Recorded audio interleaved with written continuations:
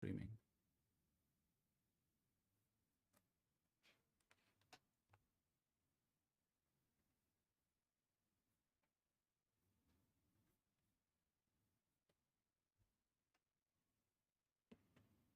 Okay, we're live. Hello, everybody. Welcome to the first Dojo live track feedback session. I am here, Ben Rao, founder of Dojo, together with Sean Harrington, up-and-coming artist and Dojo staff member, valued Dojo staff member, that is very versed in giving really good track feedback. And we're here to listen to some music today.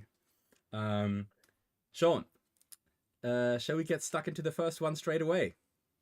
Yeah, man. Firstly, it's great to be here. Yeah. And I'm looking forward to hear what's been sent in. Let's just get stuck into it, Ben. Let's hear what these producers are making. And let's see what they're doing. Right, look, I'm gonna just start playing the track a little bit. And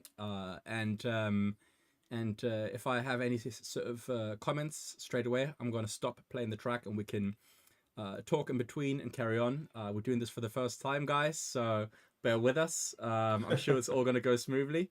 But let's start with America, and the track is called Come On. So I usually always skip the drum intro, so I feel it's fine to go to the first break.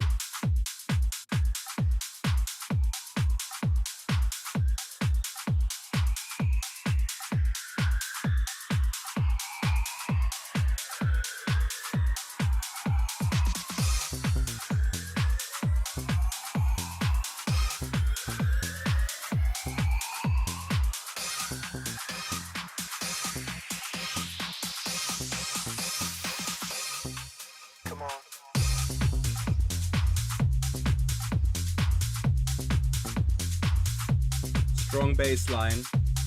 Yep. Nice groove in the drums. Yeah.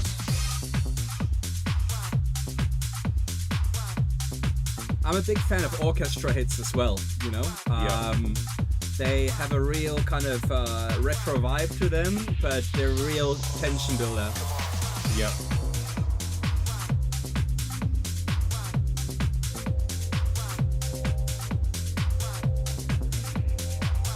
Nice pads coming in there.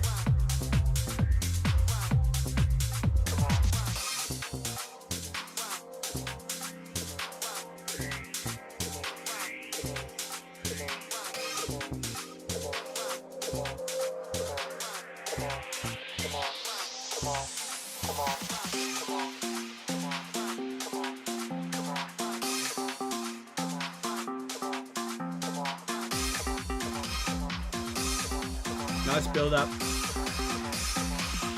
And the orchestra hits again. I've got to stop it right here. I've got some comments.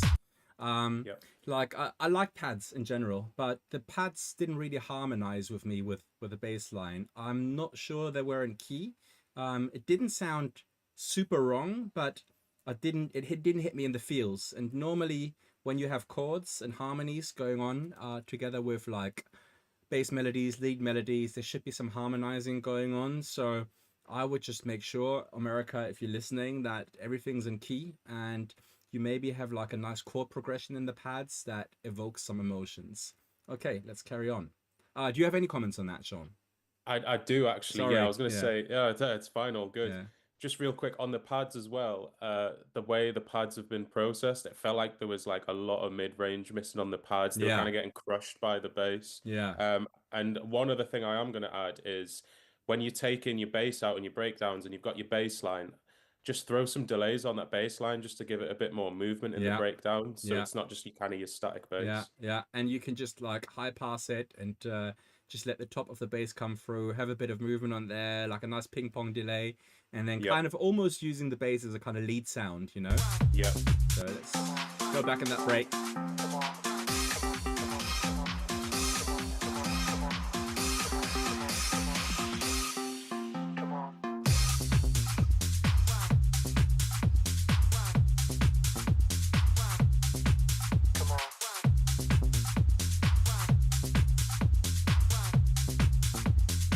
The little vocal chop as well keeps things going, keeps things ticking along. Yeah, nice call and response with the vocals. Exactly, I was meant to say that. Call and response, like I got you, mate. No worries. That's what you're here for. You got to catch the things that I don't catch. So yeah, nice call and response pattern between bass line and vocal here. Dun dun dun dun dun dun. What dun dun dun dun. What like. To anybody listening that doesn't know call and response pattern is, they're essentially alternating patterns that make a song catchy, and you can set these up in a way that people get used to them. And then in the breaks, you can take one of those elements away, and then that creates tension. And tension is what we want in build-ups and breakdowns.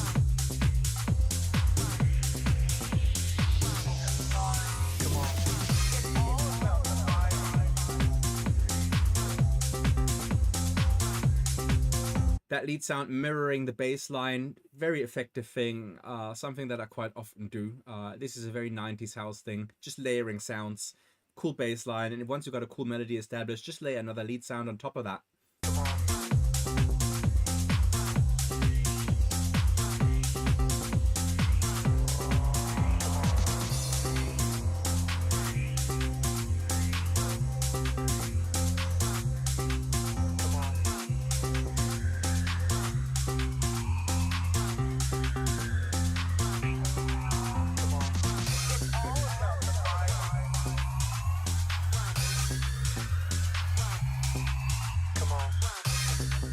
I do like that kind of effect sound, the swooshy thing that's coming up, and the orchestra hits again.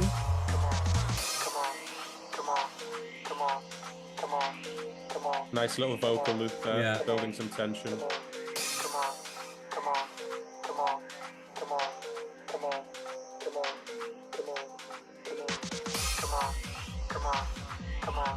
And now we're building up, drum rolls.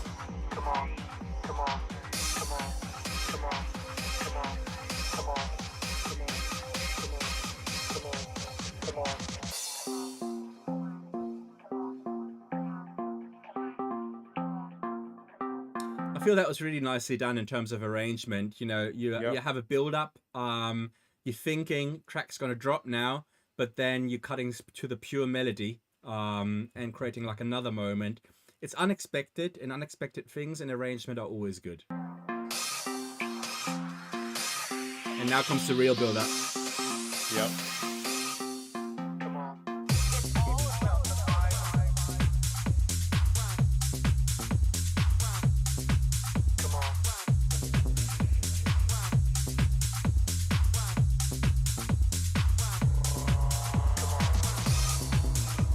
Nice stretch vocal there as well. Great use of the pitch tool. Yeah, that evokes drum and bass. Obviously, is a very classic drum and bass sound. It's that time stretched vocal. Yeah. Back when time stretching was a new technique. Yep.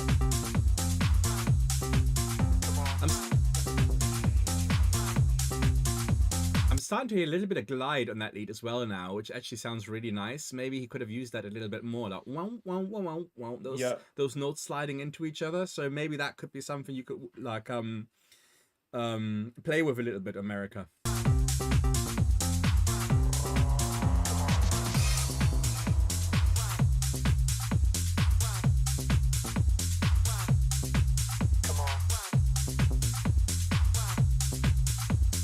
And now we're going in the home stretch here. Final break.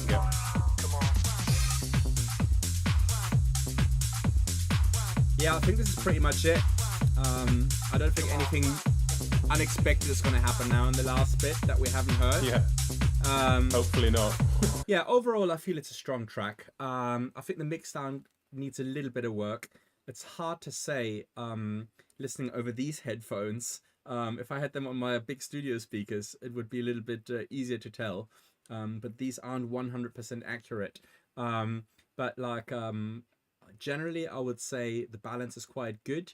I feel that some of the vocal chops could be a little bit louder, and also the orchestra hits could be more upfront in the mix. Other than that, I feel it's a solid track. Like this is one of my favorite ones that was sent in. Do you have any comments, Sean? Yeah, a couple of things. So before I'm going to talk about the mix down stuff there Mm, that you just talked about, Ben.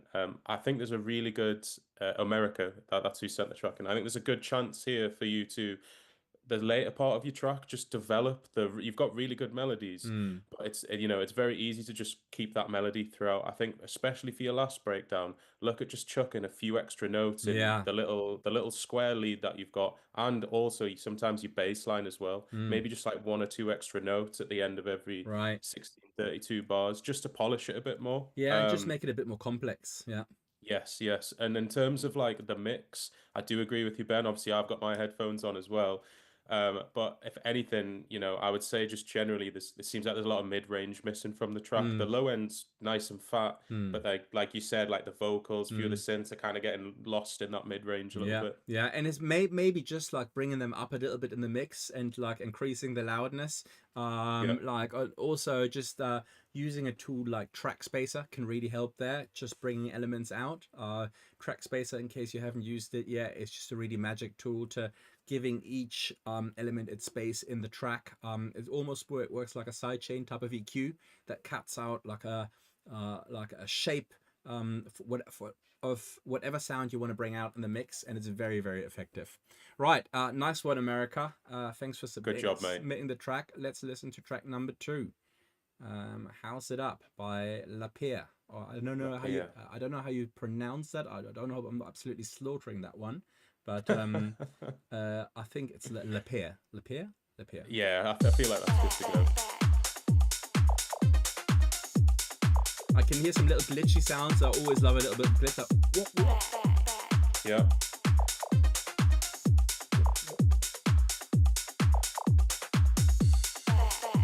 And I feel this is a great way to start a track, right?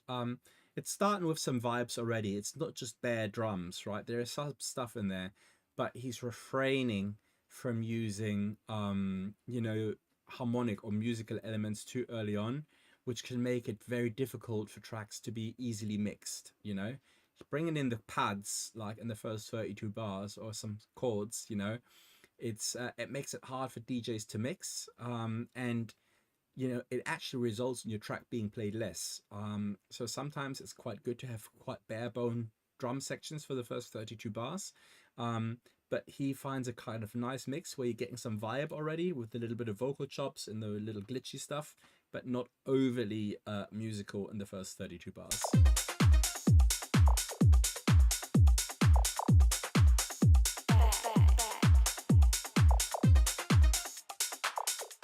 Nice delay on the vocals there.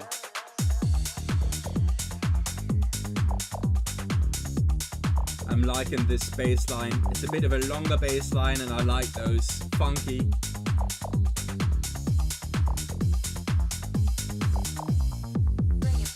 And that little arpeggiated bit at the end of the bass line, that little fill, that was great.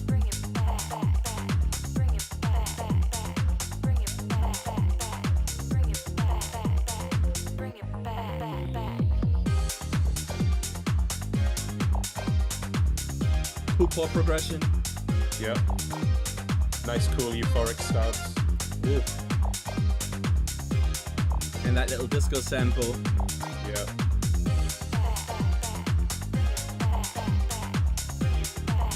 Yeah, this is giving me summer vibes. Terrace ones. House it up.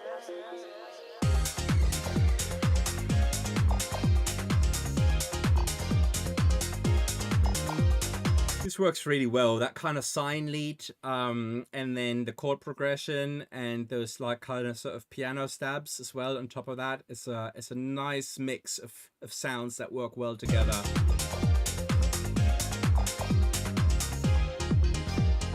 House it up.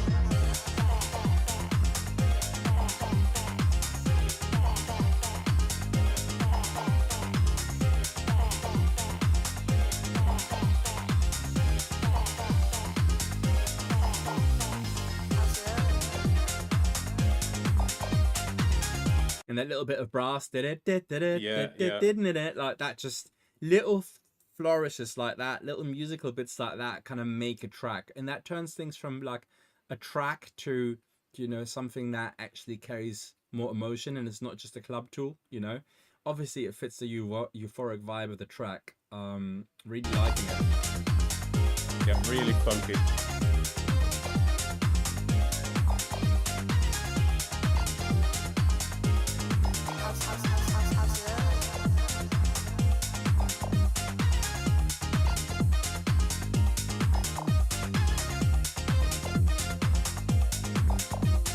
And I swear that brass section comes from like a JV1080 or like another old Roland machine.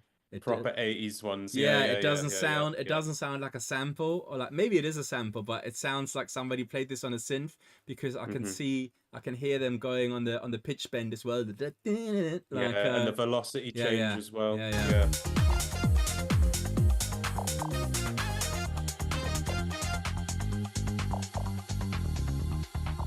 Nice background vocal there. Really good.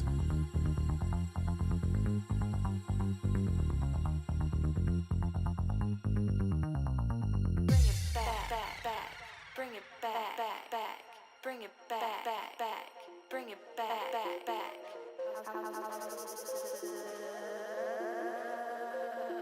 That was cool. Yeah, really cool delays. Yeah, cool feedback on the delay. Steps like lovely. Hands up. Put your hands up.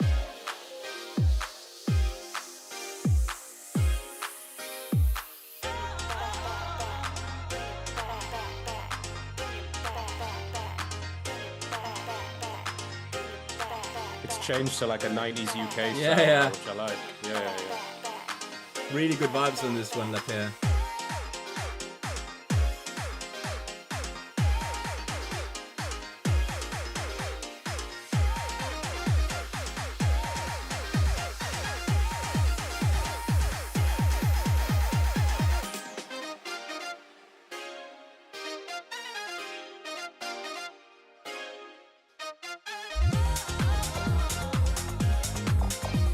So I've got a comment here in terms of those separate sort of kick hits in the build-up. Those become much more effective when you have like a crash cymbal sitting on top of the kick. It just gives it that hit, like that extra oomph, those higher frequencies that kind of cut through the mix. And whenever I do kick rolls or kick build-ups, they're very effective. Just double them up with a crash cymbal and it just hits that much harder.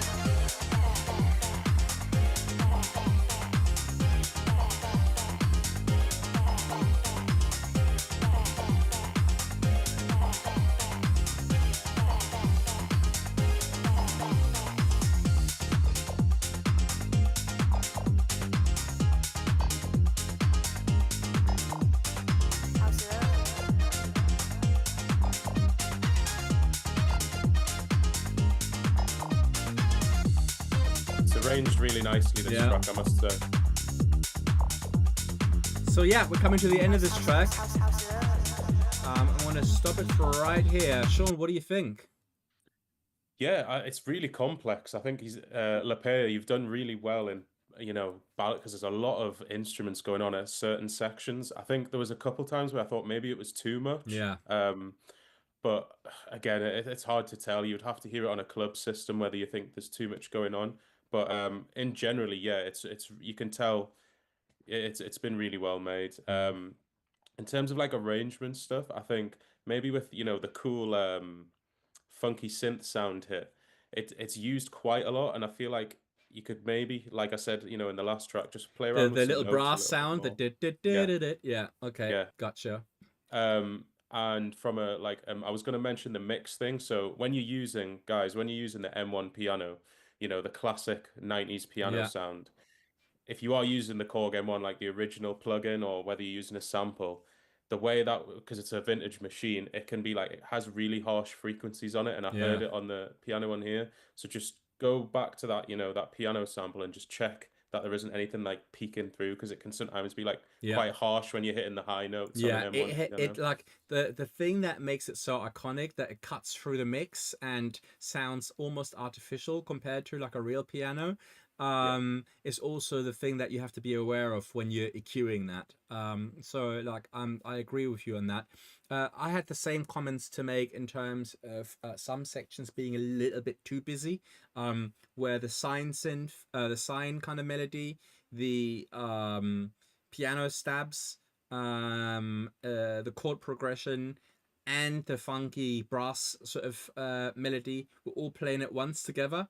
I feel like if you're alternating things, bringing in sections, like alternating the stab section then with the sine section, that can be much more effective. So first this section, then that section, then you're going back to this section, then you're back to that section, rather than having them play all at once.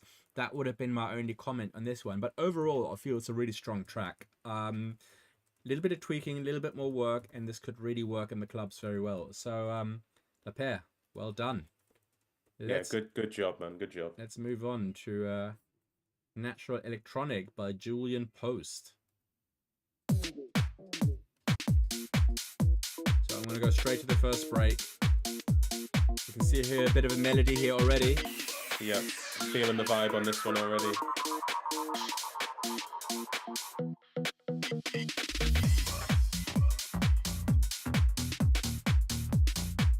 Yeah. Just a question to the audience. What do you think about the last track? Let me know in the comments. How you feeling what we're hearing so far? We'd love to know your opinions. Yeah, community feedback's great as well.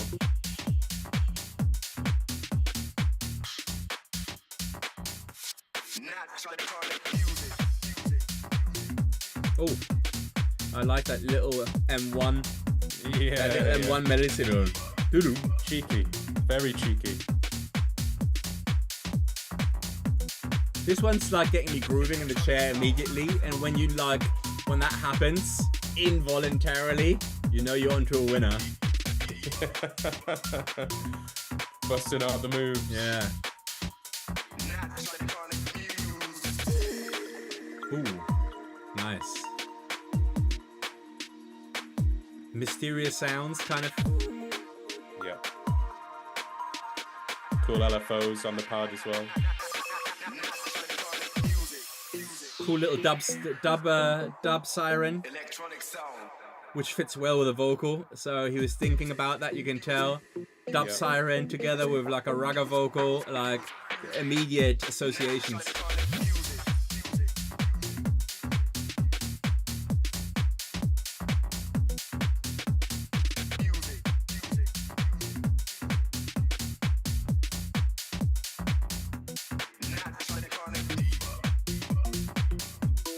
I'm really feeling how he's playing with those melodies. Yeah.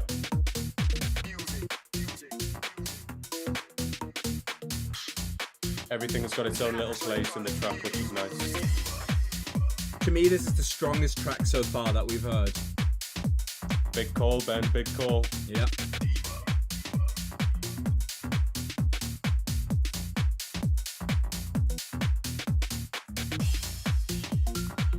I just love how he brings in the M1 in and out. It's subtle. It's not playing all the way through. He just brings it in playfully and skillfully as well. Yeah.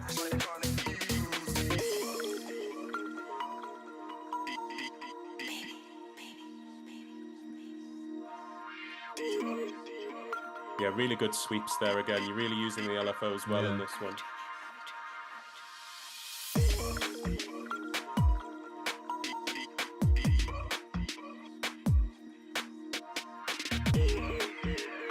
And also, the snares are very classic garage snares.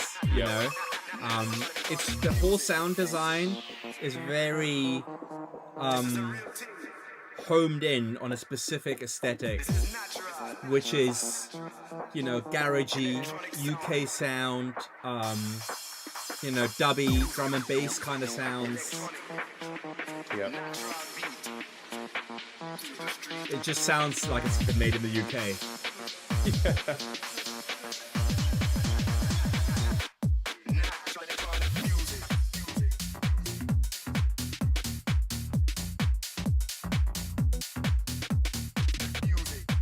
We need a strobe light in here, I think.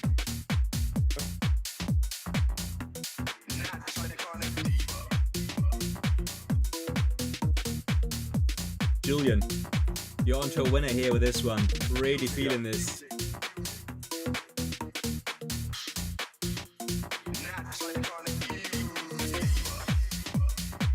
Really reminds me of Ruse's early productions in this track here. Yeah, this one's class.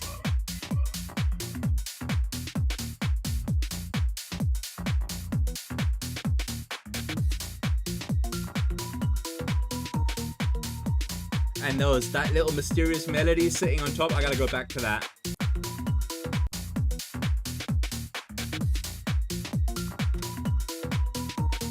I love that.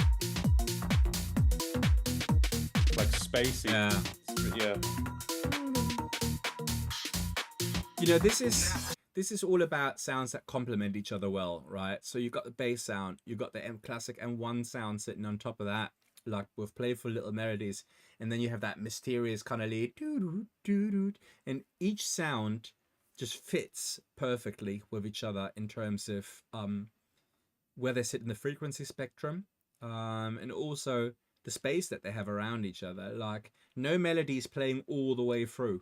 It's all just little flourishes that are coming in, and this is what you do in arrangement and how you arrange and play with melodies. You don't just come up with a melody and have it go from beginning to end, you know?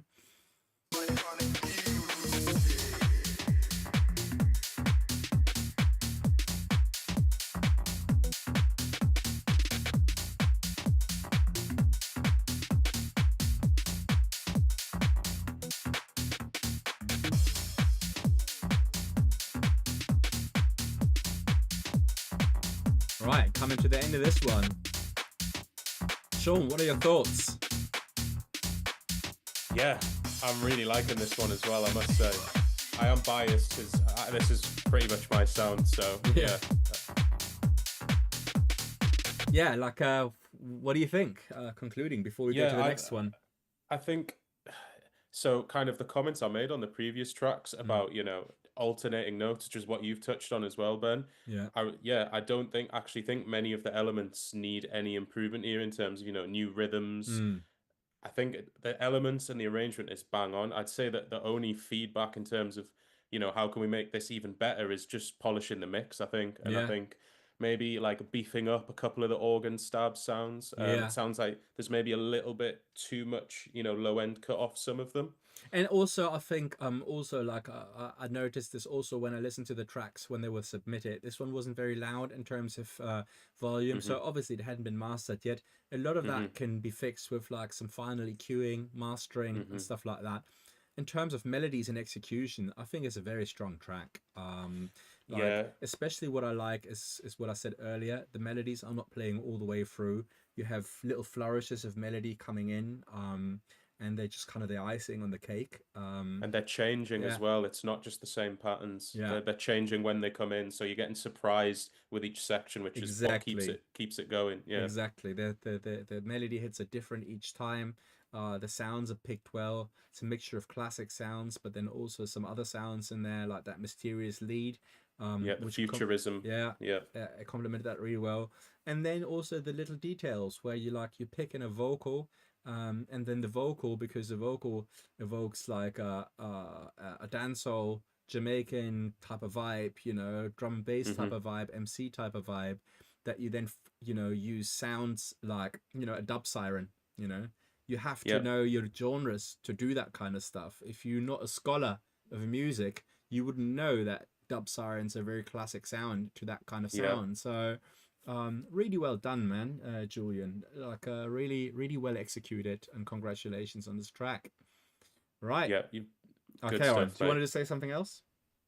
No, I was just going to say, just touching on the research thing you said there, Julian. I don't know if you're from the UK, mate, but you've been heavily researching the UK sound because, like I said, what was Ben was talking about, the dub sirens, like, you know, record scratch FX hits, all that sort of stuff, regardless of what genre it is. If you just do your research on the history, you're just gonna put, it's just easy to pull all those samples out and put them in your tracks, you know. Yeah, So, and this is so yeah. important, you know, like how do people like understand musical context? How can they draw from lots of different influences, you know?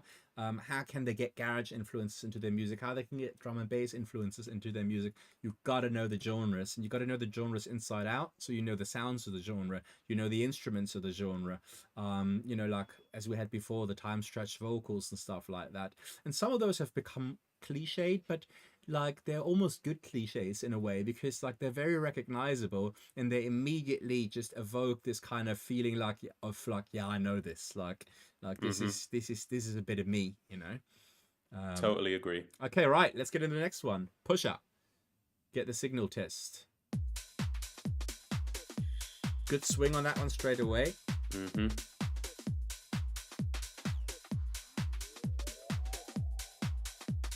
Let me just skip this drum section. I mean, he did what I said people should do. Have a 32-bar drum intro. I'm skipping it, but it's necessary. Just make it easy for DJs to mix.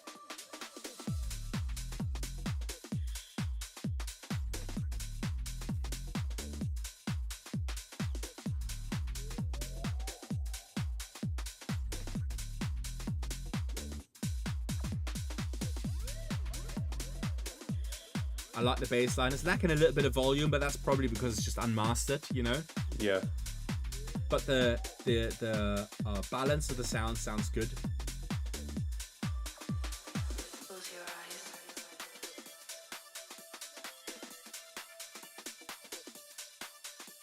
Get higher.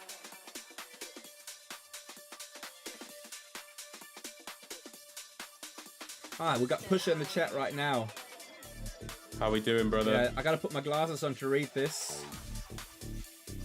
Get the signal. Get the signal. Get the signal. Get the signal. He says he's not sure on the 303. Would like to know how we feel about that. I don't think we've heard that yet, have we? And he feels that the kick is overtaking a lot of the space of the mix. Maybe he should change it. Nah, the kick sounds fine to me, Pusher. Yep. Yeah, kick's sitting nicely. So I haven't heard the 303 yet. Let's wait for that to come in.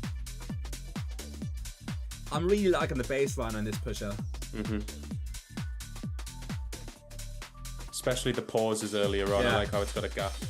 Nice little fill here as well. I like these fills. These things make an arrangement, you know. You got to add in the love and add little details. And you know, he's doing exactly what I said earlier with the crash cymbal on top of the kicks.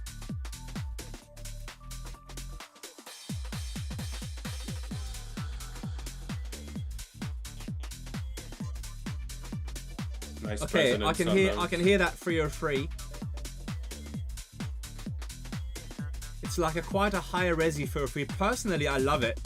Yeah. Buddy, like, don't get rid of it. It's great.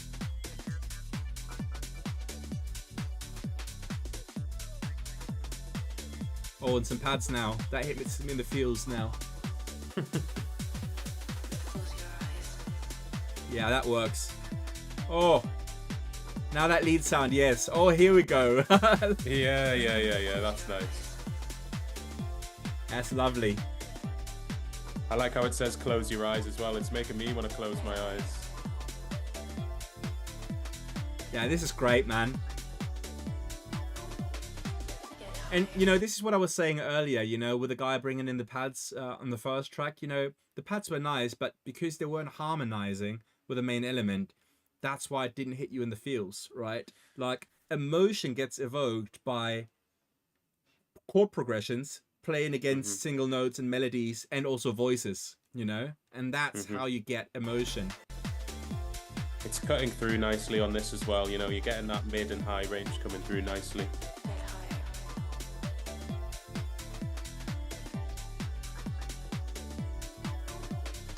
Get higher.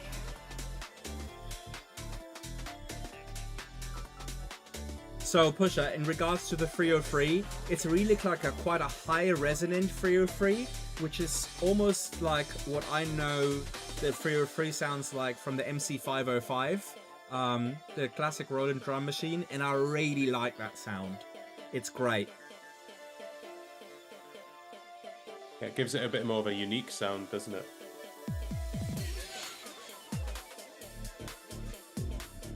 Bit of a breakbeat going on. Sweet. Nice bass line teasing here.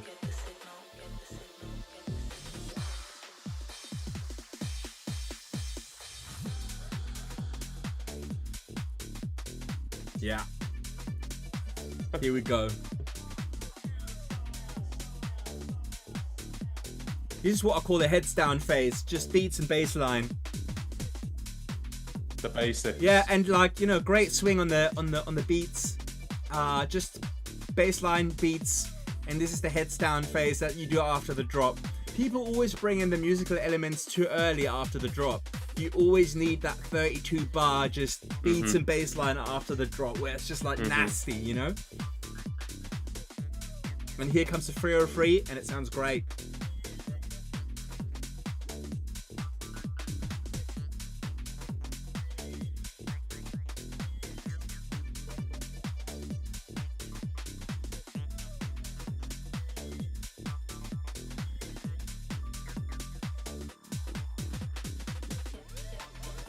Again, great garage snares. Really nice swing on the snares as well. What we were saying previously, you know, same here. You can just hear UK all over this, but in a good way. Because I'm saying in a good way because there's a very kind of frequent sound right now, like a certain new tech sound that I'm starting to get tired of. You know, fifth basses on everything, very synthy. This kind of harkens back to like original UK sounds, garagey, garage influences, but it sounds modern. It doesn't sound cliched. It doesn't sound like a rehash of something that was there before. It's bringing that sound into now, you know. And it's 4x4 as well. It's not like, you know, breakbeat kicks like in classic garage. Yeah, you know. And a really good swing on those beats. Sounds like an NPC swing to me. Yeah, so this concludes Pusher signal test. What are your thoughts, Sean? It's a thumbs up from me, Ben. I, do you know what it is? I think mix definitely needs work, but that's fine. Yeah. The mix isn't as important as your core idea. I think the core idea is great. Like you said, every element, there's nothing that sticks out. I'm actually not sure why you said you're unsure on the acid bit, because that was my personal. Yeah, I love that. I mean, I use the 303 in literally all of my tracks, but I think if anything for that 303 sound, the reason you may be thinking you're not sure is I think there's room for another element to respond to your 303 sound. Yeah, good point. I think that's what it is. It's not that it's a bad sound. It just on its own, it maybe you think it's struggling a little bit rather than you like get rid of it. A few other things.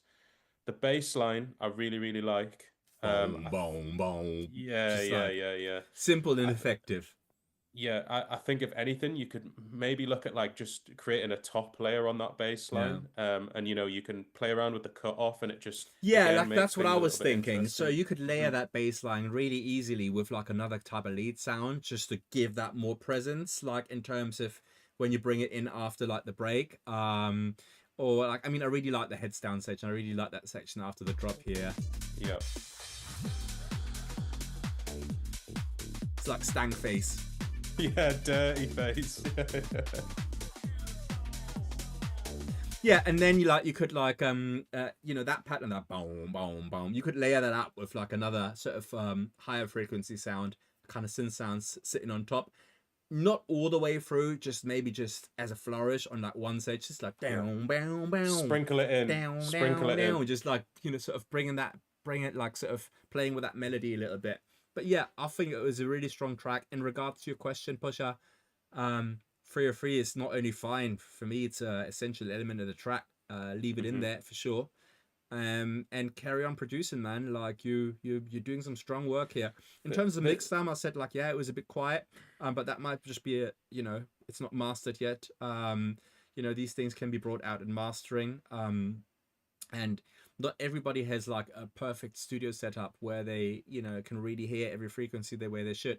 I always recommend for people to buy Sonarworks room EQ, and you can get that just for your headphones. You don't need to have like a whole monitor set up at home. And just it gives you a flat EQ curve and literally any headphone and on any speaker, and it's really worth using that because it literally gives you a perfect studio essentially in terms of the acoustics. Okay. Yeah. Nice one. I just like to add as well, but I think this is a perfect example of why feedback is just so good and so important. It's like you can just get in your own head so much about a track, especially if you've been working on for a while, and just think certain things are just not right when it's like the complete opposite. Yeah, exactly. So yeah, it's like, you know, like I always say this, our own feelings of our music can change rapidly within the space of a few hours. I mean, who in the comment section, right, has had it before that they're working on a track before lunch, they're popping out for lunch, they're coming and they're on the top of the world thinking like, this is wicked, I'm on to something here. And then you're coming back from lunch and you're like, this is absolute shite. Like, what am I cooking up here together? And it's literally your feelings like about your own music can change so rapidly. And sometimes you're not objective about your own music anymore.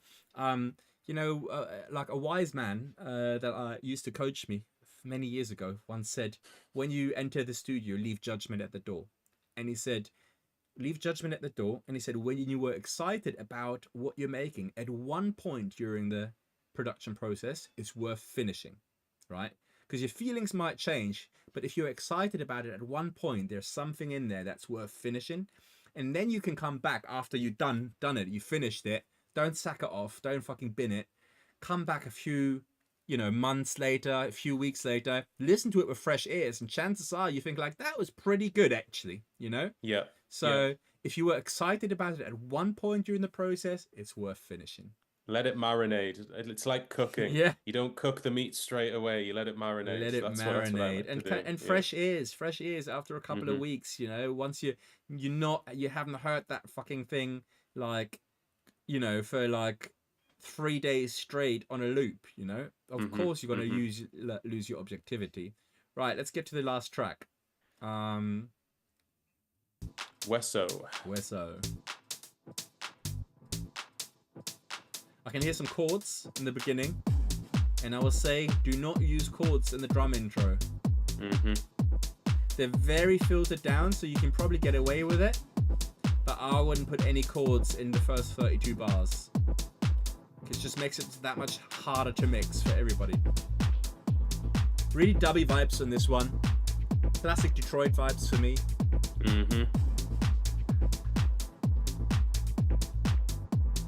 You don't hear this kind of sound much these days. No. It's a very classic sound. Yeah. Like, it's a sound that I love. I've made records like this in the past. Very dubby ones and stuff that I loved. Yeah, giving me real Derek Carter vibes on this one.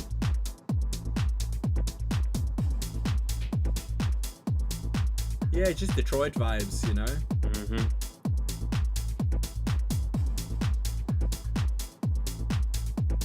Really deep dubby chords.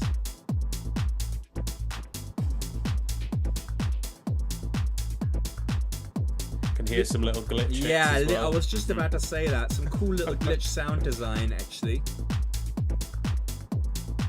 Yeah, I think we reacted the exact same time there when it came in. Pusha's getting some love in the comment section. Do not go gentle into that good night. Old age should burn and rave at close of day.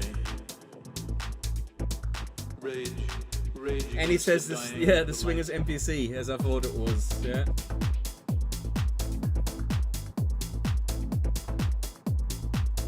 You're welcome, Pusha. He says thank you for the feedback, Sean. Yeah, great track, mate, great track.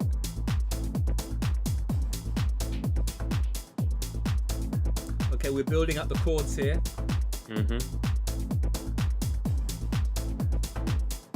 Everything's breathing nicely here.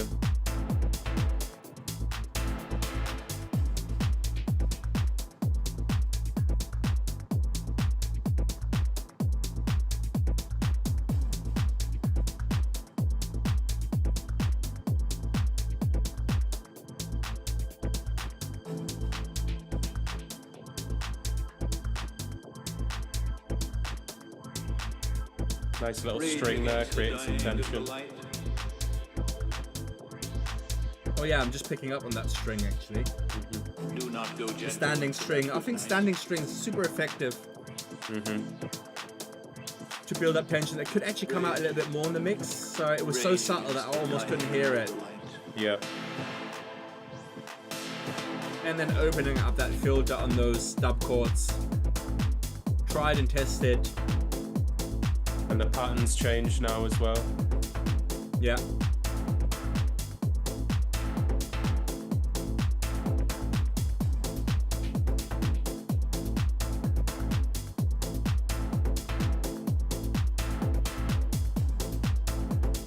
Rage.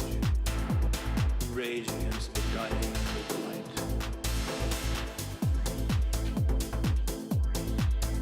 Rage against the dying of the light. It's a famous poem. Yeah, really intense lyrics.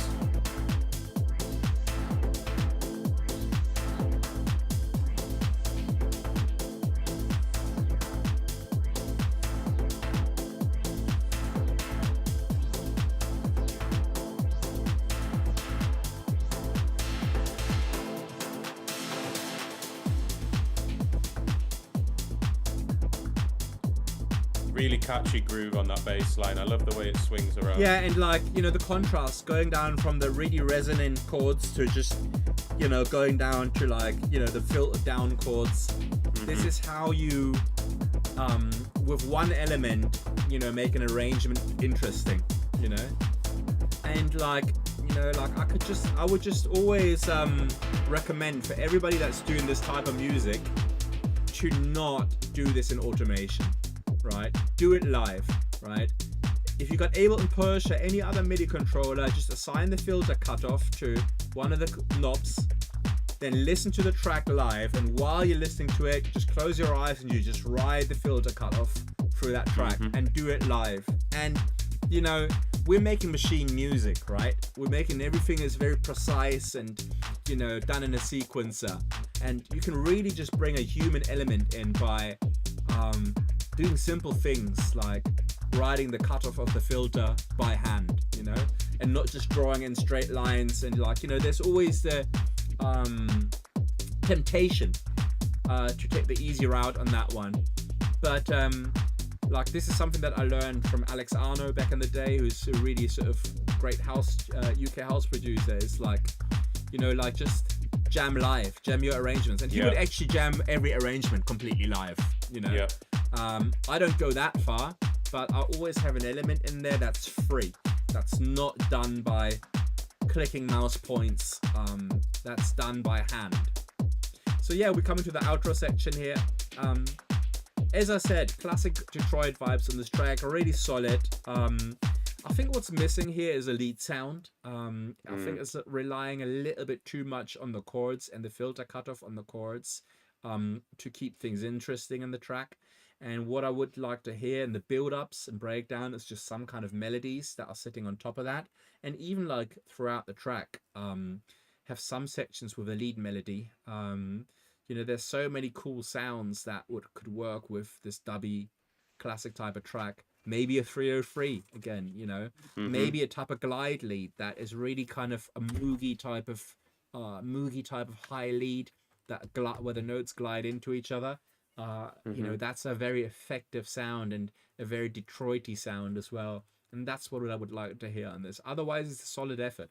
What are your thoughts, Sean? Yeah, I think great points made there, Ben. I think you know, I'm going to build on from what you said where that lead sound is. You know, when I listen to this track, it's you know, I'm feeling emotion when I'm listening to it, which is great. So this track kind of reminds me of like if I was playing a set, I would use this track as a bridging track going from like, you know, like a really intense tune. Then I would play something like this if I want to, you know, change to a different genre. But I think in order it to be that track, which is kind of what it sounds like, it is missing that lead sound. Because right now, in terms of, you know, sat listening at home or like if I was driving, I would listen to this track. But in a club, it is missing something to just boost the energy up a little bit more. And just to keep the interest going throughout the track, you know. I think the drums and the dub chords are a really solid foundation, but like because it doesn't have a big vocal or anything like that to latch on, because it it only has the dub chords basically to Yeah. keep things ticking along and to keep things interesting. You need something else, and a really cool glide lead is, I feel, something that you could use. Wesso, great effort. I would try to find a Moog synth, a Moog type synth, like a free oscillator synth, something that has a good glide control. The Monarch from Native Instruments is a real cool Moog type synth. But you could even, like, I don't know if Arturia does a Moog type synth. I'm not sure. They probably do. Yeah, I but think, like, there's enough Moog VSTs out there, yeah. Also, Wesso.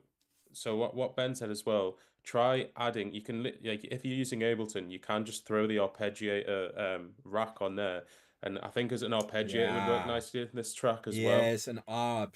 That's a really, Yeah. really good point, Sean. Like, Yeah, you could just like basically just figure out, like, what key you're in, like what chords you are. If you've done the chords, if the chords were in the sample, and if you've done them in MIDI, that gives you the notes already for your arpeggio.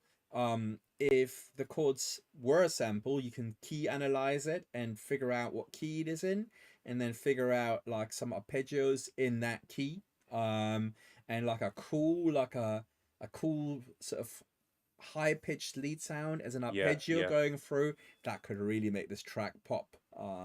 That's what I'm thinking. Yeah, just some nice high pitched piercing noises to cut through all the dubbiness. Yeah, great That's what idea. I was thinking. Great idea. Well, this was the last track. And this concludes our first track feedback session. We're almost coming up to an hour here.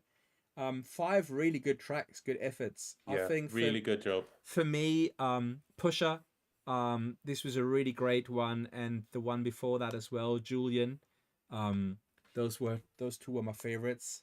I really like the UK vibe on this. You could hear that on both of them, the sort of little M1 melodies on there, like Pusher with the 303 sounds. Really solid effort, guys. Congratulations. And that concludes our first session. Yeah, well done, guys. Really some good quality tracks here. I've been impressed, I must say. Oh, I almost forgot, to everybody who's on the screen. Next week at 7 p.m, we have track feedback again, live, with the one and only Coulter. Now, that is big. Coulter is one of the biggest names in the industry. An absolute purveyor of house, a relentless house production machine, tune after tune after tune after tune after tune. I'm sure Coulter's going to go down in history as one of the greats of the genre. If he already is, in my opinion. And we're really happy to have him on the stream to give feedback live to your tracks. So I hope there's going to be many, many more people on the stream next week, because you don't want to miss the opportunity to get Coulter's ears on your music. Trust me on that one. Okay. And that is it for today. Thanks so much, Sean, for doing this together with me. And I'll see you on the next one. See you later, guys. Thank you. Ciao. And in case you don't know about us and you want to learn more about making house music, check out dojomusic.net, where we're teaching this kind of stuff every single day. Regular feedback from me as well, so get involved. Get involved. Nice one, guys. Over and out.